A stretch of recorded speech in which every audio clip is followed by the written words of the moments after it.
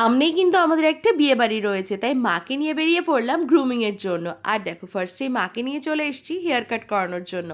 Almost মার কিন্তু hair cut হয়ে গেছে। তারপরে মাকে আমি বলছি যে দেখতে কিন্তু তোমাকে দারুণ লাগছে, পুরো ইয়াং লাগছে।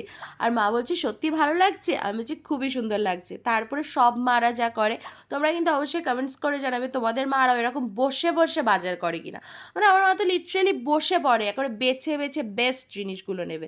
তারপর ওদিকে হচ্ছে উজ্জ্বল কি করছে, গেলাম গিয়ে দেখি উজ্জ্বল তো ঘুমিয়েই পড়েছে, সে তো আলাদাই লেভেল। দিকে আমি মাকে নিয়ে ব্যস্ত আর ও এদিকে ঘুমাচ্ছে মনের আনন্দে।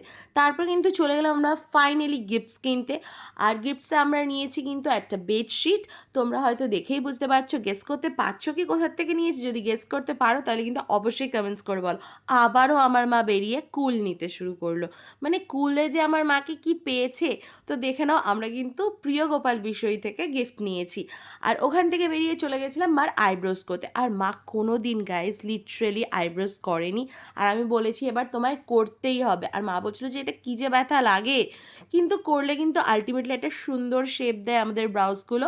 সেই জন্য মাকে বললাম প্লিজ তুমি অ্যাটলিস্ট এবার করো আর আমার বিয়ের সময় করো। তারপরে দেখো আমিও বসে গেছি আইব্রোজ করতে। তোমরা বলতেই পারো যে ওখান থেকে কেন করলে না হাবিবস থেকে।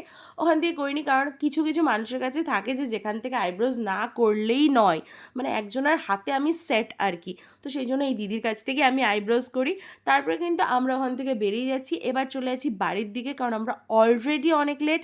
বাড়ি যাব, রেডি হব আর বিয়ে বাড়ি যাবো। কেমন লাগলো জানি না।